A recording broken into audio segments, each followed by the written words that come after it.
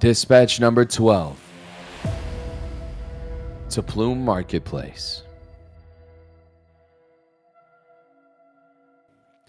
Commander Vaughn laid down inside his bunk aboard Destiny's Fortune and pulled the bandana wrapped around his forehead over his eyes. Things were moving way too fast.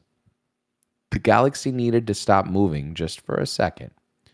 After a few seconds of much needed silence, the commander pulled up his journal from the side compartment next to his bed, clicked his ballpoint pen, and began to vent. Man, that Elecron dude sure did seem terrified of those Wynn henchmen.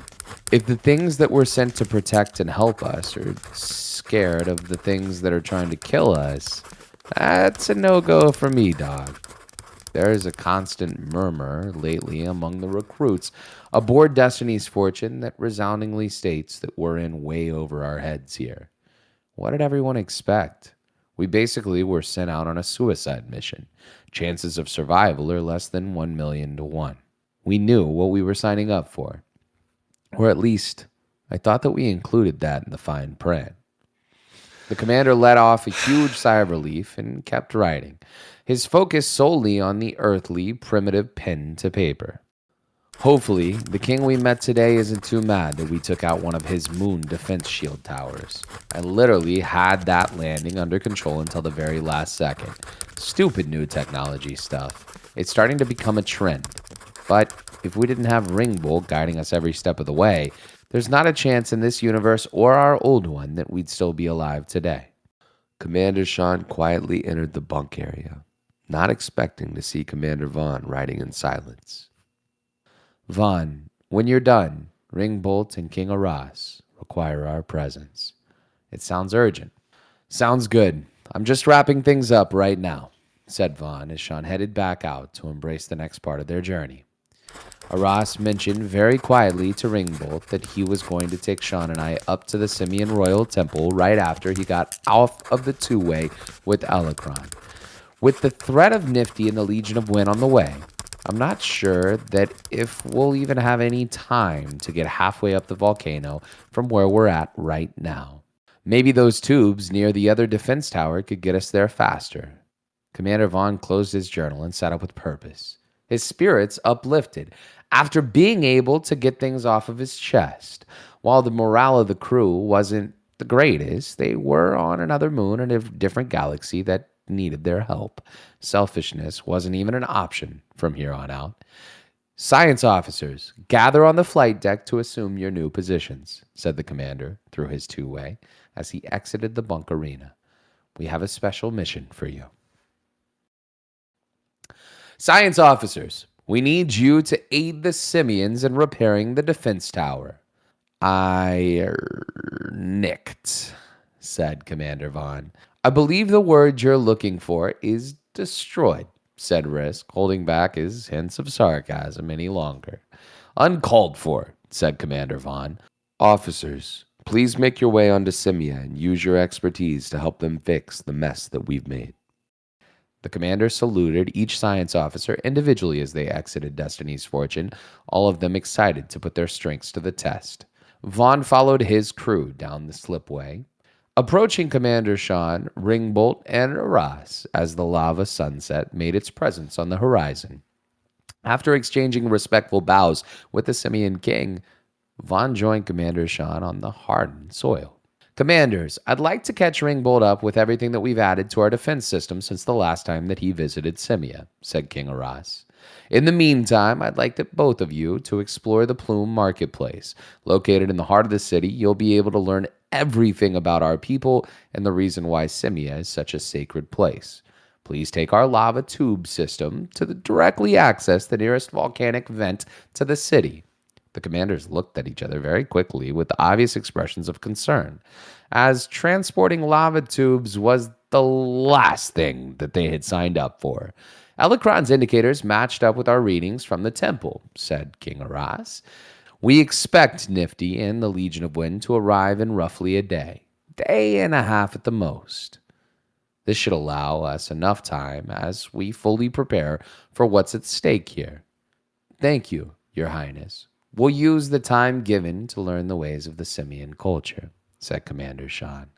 His eyes darted over to Ringbolt, who nodded in approval. Very well, said Aras. Use these simian credits to fulfill your quick tour of our wondrous civilization. The king motioned to the simian warrior, who revealed a series of coins and placed them in the commander's hands. Go. There is no time like the present, said Aras, his facial expression turning from proud to concerned. We'll call for you to meet at the temple when the time is right. Ringbolt and the king joined the simian warriors, one by one disappearing into the series of transport lava tubes. Nah, dude, said Commander Vaughn. I don't know how they expect us to be okay climbing into one of these. A nearby simian warrior overheard the commander's concerns. He revealed a bottle of sorts and swiftly approached Vaughn and Sean.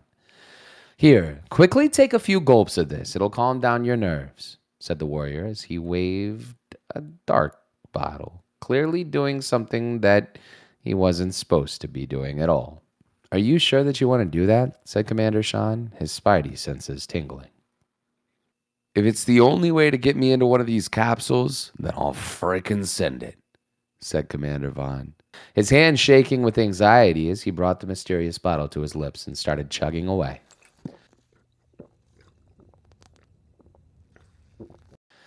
So, when do I start to feel the effectiveness of this stuffs? Said Commander Vaughn, seconds feeling like minutes after drinking the simian moon punch. I can't feel a single frickin' bone in my body. I don't know if it's this punch or just I drank or maybe it's the way the sun hits your eyes. But you're looking mighty fine, my man. Commander Sean glanced over at the simian guard and took a quick nod. The warrior took a few steps towards Commander Vaughn, who was stumbling towards the nearest lava capsule, and took its place. All right, buddy. You're going to forget everything that happens now anyways. Why don't you get comfortable before we head to the city? Said Sean, as he rubbed the other commander's shoulders.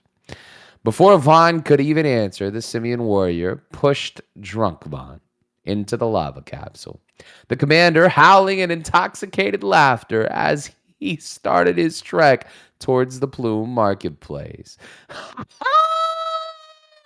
Sheesh! Yeah, down! I'll have to remember to ask him for what level of banger that was when we get into town, said Commander Sean, as the sliding glass door of his own tube system closed in front of him. Drunken double banger? I guess, said the commander as he catapulted towards the volcanic city.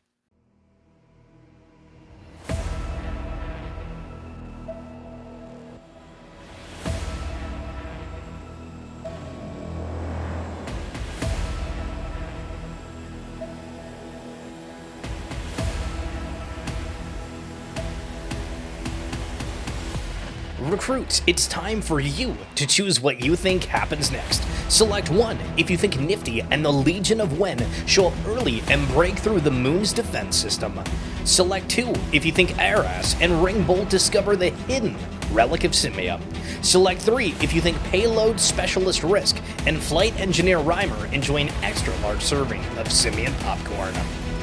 Head to the Choose Your Own Adventure channel in the Shot to the Moon Discord and discuss your choices with fellow Space Pass holders.